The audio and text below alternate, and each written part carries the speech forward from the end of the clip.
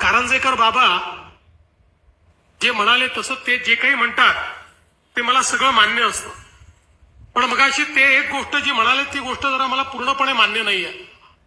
ते असं म्हणाले की आपल्या महानुभाव पंथाचे 3 आमदार निवडून आले. मी त्याच्यामध्ये थोडं करेक्शन करतो.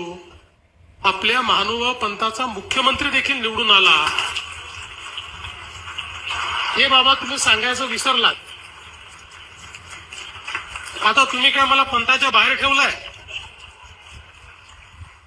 पंथाच्या सगळ्या कार्यक्रमात असतो, सगळ्या प्रथा परंपरा माहिती आहेत, सगळं माहिती आहे. त्याच्यामुळे आता काही मी फार पंथाच्या बाहेर नाही. त्यामुळे तुम्ही आता यापुढे सांगितलं पाहिजे की आता मुख्यमंत्री हे आमच्या महानुभाव पंथाचाच आहे.